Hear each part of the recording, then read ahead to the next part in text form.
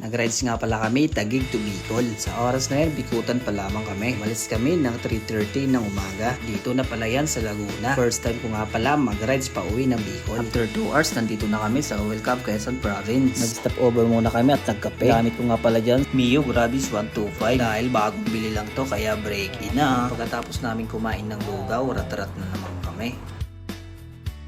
Sa mga oras na yan, dito na kami sa Candelaria Bypass Road. Tamang-tama nga pala to sa motor ko dahil bago lang itong nabili kaya break-in na pa Bicol. Ang ganda nga pala dito sa Bypass Road ng Candelaria. Pero kung makikita nyo, parang mag-isa lang talaga ako. May kasama ako dyan, nang iiwan lang. So ayan siya, naabutan ko na, magpapagas muna kami. Pangalawang full tank na namin yan bago kami umalis ng Taguig. Balitaan ko kayo kung ilan yung gas consumption ng biyaheng Taguig to Bicol. Pagdating namin dyan, huminto muna kami dyan at nagkape. Ibig sabihin, pag nandyan na sa area na yan, malapit na sa Sigsag Road at Timunan. Yan nga pala yung pangalawang stopover namin. At pagkatapos namin magkape, rat-rat na naman kami. So ayan, papasok na kami ng Sigsag Road at Timunan. Dahil first time kong dumaan dito, talagang doble ingat talaga. Medyo nakakakawa nga lang dahil sobrang tarik na kalsada at pakurbada pa.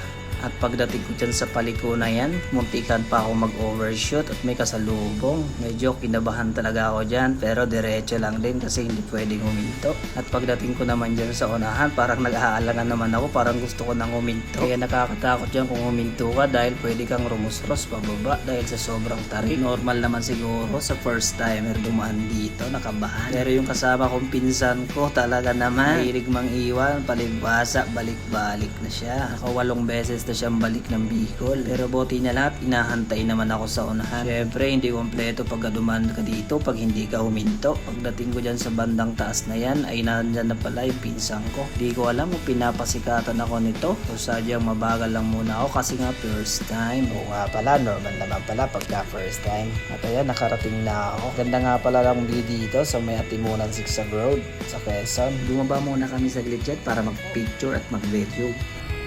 What's up?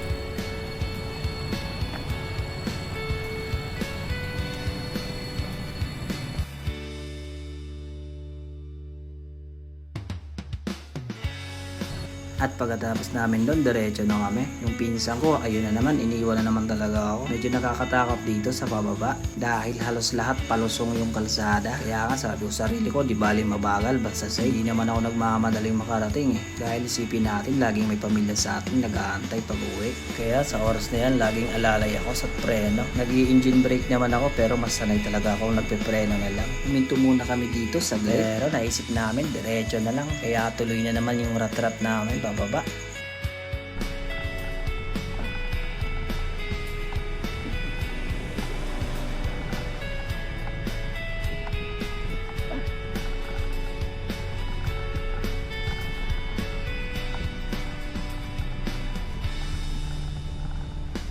Kung napapansin nyo ay medyo mataas talaga at sobrang lusong, pero nire-relax ko lang sarili ko.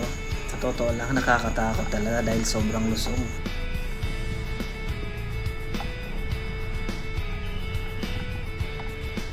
First time ko makadaan sa ganitong kalsada, unlimited lusong talaga. At after 24 hours, nakalabas na rin kami dito sa sobrang lusong dito sa may Quezon Sigsag Road. Pagdating ko nga pala dyan, hindi ko pa naabutan yung aking pinsan. Kaya hinahanap ko siya dyan sa unahan, dinaretso muna ako. Sabi ko, ang lupit talaga nito ng pinsan ko. Pinapasikatan talaga ako. Pero mabuti na nga lang at lagi naman ako inihintay sa unahan. So ayan, nakita ko na siya, naghihintay sa akin dyan sa unahan.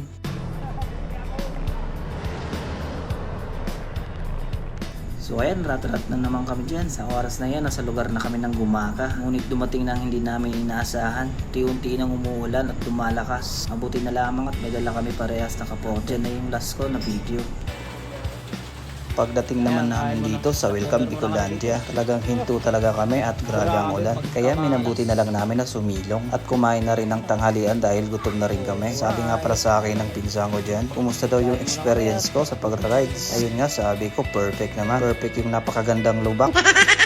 Totoo nga pala na pangit ang kalsada pa uwi. At nakapag-video na ulit dito. Ito na pala kami sa San Fernando Bypass Road. Sayang nga lang at di kami napag-video sa buong Quezon Province. Lalo na sa Gumaca Bypass Road. Sobrang ganda pa naman ng view doon. Dahil nga sa lakas ng ulan. At sa mga oras na ito ay andito na kami sa Tanday. Sabihin malapit na kami sa Balatan, Camarines Sur. Kung saan doon kami uuwi. Mabuti na nga lang at tumigil na yung ulan.